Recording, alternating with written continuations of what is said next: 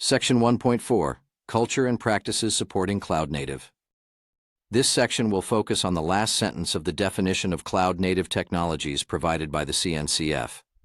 Combined with robust automation, they allow engineers to make high-impact changes frequently and predictably with minimal toil. I'll discuss three concepts: automation, continuous delivery, and DevOps, Figure 1.7. Figure 1.7, Culture and Practices for Cloud-Native Development. Section 1.4.1, Automation. Automation is a core tenet of Cloud Native. The idea is to automate repetitive manual tasks to accelerate the delivery and deployment of cloud-native applications. Many tasks can be automated, from building applications to deploying them, from provisioning infrastructure to managing configuration. The most important advantage of automation is that it makes processes and tasks repeatable and overall systems more stable and reliable. Manually executing a task is error-prone and costs money. By automating it, we can get a result that is both more reliable and more efficient. In the cloud computing model, computing resources are provisioned in an automated self-service model, and they can be increased or decreased elastically. Two significant categories of automation for the cloud are infrastructure provisioning and configuration management. We call them infrastructure as code and configuration as code. Martin Fowler defines infrastructure as code as the approach to defining computing and network infrastructure through source code that can then be treated just like any software system. Cloud providers offer convenient APIs for creating and provisioning servers, networks, and storage. By automating those tasks with a tool like Terraform, putting the code in source control, and applying the same test and delivery practices used for application development, we get a more reliable and predictable infrastructure, which is reproducible, more efficient, and less risky. A simple example of an automated task could be creating a new virtual machine with 8 CPUs, 64 GB of memory, and Ubuntu 22.04 as the operating system. After we've provisioned computing resources, we can manage them and automate their configuration. Paraphrasing the previous definition, configuration as code is the approach to defining the configuration of computing resources through source code, which can be treated just like any software system. Using tools like Ansible, we can specify how a server or a network should be configured. For example, after provisioning the Ubuntu server from the previous paragraph, we can automate the task of installing the Java Runtime Environment, JRE, 17, and opening the ports 8080 and 8443 from the firewall. Configuration as code applies to application configuration as well. By automating all the infrastructure provisioning and configuration management tasks, we can avoid unstable, unreliable Snowflake servers. When each server is provisioned, managed, and configured manually, the result is a snowflake, a fragile, unique server that cannot be reproduced and is risky to change. Automation helps avoid snowflakes in favor of Phoenix servers. All tasks acting on those servers are automated. Every change can be tracked in source control, reducing risks, and each setup is reproducible. By taking this concept to its extreme, we achieve the so-called immutable servers, also mentioned by the CNCF in its cloud-native definition as immutable infrastructure. Note: you might have heard the expression pets versus cattle when comparing traditional Snowflake infrastructure requiring a lot of care and attention like pets, and immutable infrastructure or containers, characterized by being disposable and replaceable like cattle. I won't use this expression in the book, but it's sometimes used in discussions about this subject, so you should be aware of it. After their initial provisioning and configuration, immutable servers are not changed, they are immutable. If any change is necessary, it's defined as code and delivered. A new server is then provisioned and configured from the new code while the previous server is destroyed. For example, you have two options if your current infrastructure consists of Ubuntu 20.04 servers and you want to upgrade to Ubuntu 22.04. The first option is to define the upgrade via code and run the automation scripts to perform the operation on the existing machines, Phoenix servers. The second option is to automate the provisioning of new machines running Ubuntu 22.04 and start using those, immutable servers, rather than performing the upgrade on existing machines. In the next section, I'll talk about automation for building and deploying applications. Section 1.4.2, Continuous delivery. Continuous delivery is a software development discipline where you build software in such a way that the software can be released to production at any time. With continuous delivery, teams implement features in short cycles, ensuring that the software can be released at any time reliably. Such a discipline is key to make high-impact changes frequently and predictably with minimal toil, as per the cloud-native definition from the CNCF. Continuous integration, CI, is a foundational practice in continuous delivery. Developers commit their changes to the mainline, the main branch, continuously, at least once a day. At each commit, the software is automatically compiled, tested, and packaged as executable artifacts, such as jar files or container images. The idea is to get fast feedback about the software's status after each new change.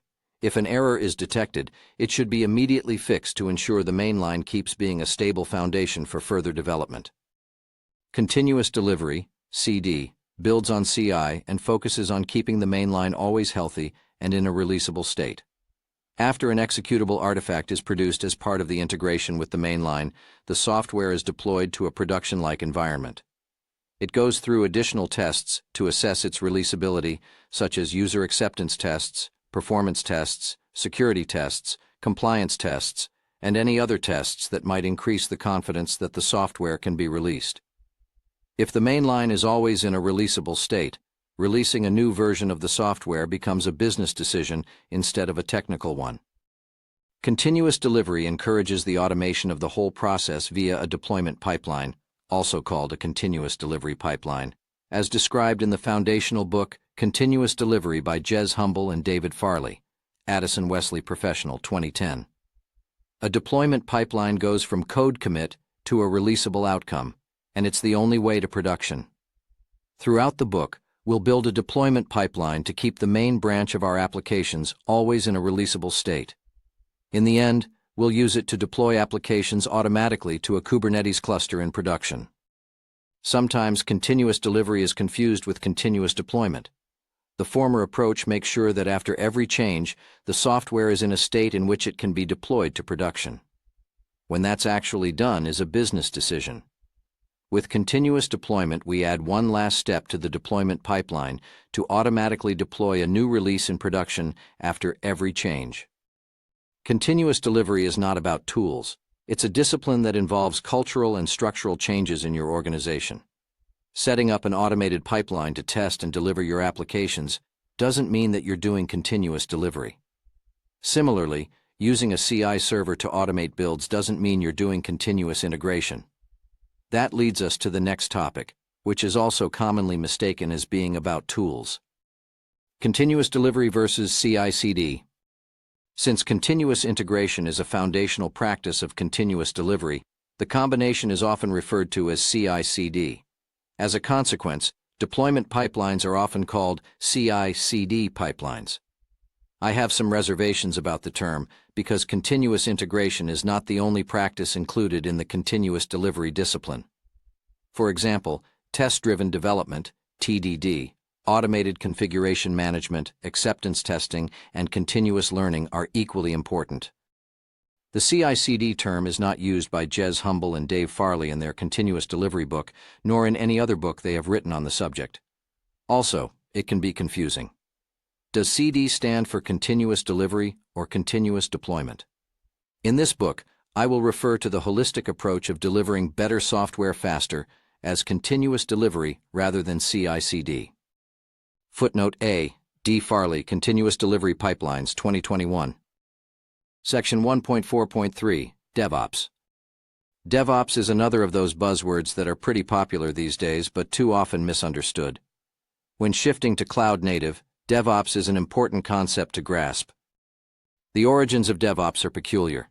One of the curious aspects is that the creators of this concept didn't initially provide a definition. The result was that several people used their own interpretations and, of course, we ended up using DevOps to mean different things. Note: if you're interested in knowing more about the origins of DevOps, I suggest watching the Ken McGrage talks available on YouTube, DevOps and DevOps Days, where it started, where it is, where it's going. See this link. Among all the definitions of DevOps, I find the one proposed by Ken McGrage, principal technologist at ThoughtWorks, to be particularly informative and interesting.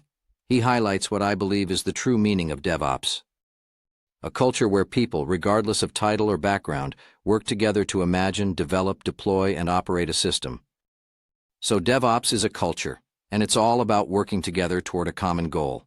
Developers, testers, operators, security experts, and other people, regardless of title or background, work together to bring ideas to production and produce value. It means the end of silos, no more walls between feature teams, QA teams, and operations teams. DevOps is often considered a natural continuation of Agile, which is an enabler for DevOps with the concept of small teams delivering value to customers frequently. A concise way to describe DevOps is with a famous sentence that Werner Vogels, Amazon CTO, pronounced in 2006 when DevOps was not even a thing yet. You build it, you run it, you run. Having defined what DevOps is, I'll briefly mention what it isn't. DevOps doesn't mean no ops. It's a common mistake to think that developers take care of operations and that the operator's role disappears. Instead, it's a collaboration. A team will include both roles, contributing to the overall team's skills required to bring a product from the original idea to production. DevOps is not a tool. Tools like Docker, Ansible, Kubernetes, and Prometheus are usually referred to as DevOps tools, but that's wrong. DevOps is a culture. You don't turn into a DevOps organization by using particular tools. In other words, DevOps is not a product, but tools are relevant enablers. DevOps is not automation. Even if automation is an essential part of DevOps, automation is not its definition. DevOps is about developers and operators working together from the original idea to production, while possibly automating some of their processes, such as continuous delivery. DevOps is not a role. If we consider DevOps to be a culture or a mindset, it's hard to make sense of a DevOps role. And yet, there is an increasing request for DevOps engineers. Usually when recruiters search for DevOps engineers, they are looking for skills like proficiency with automation tools, scripting, and IT systems. DevOps is not a team.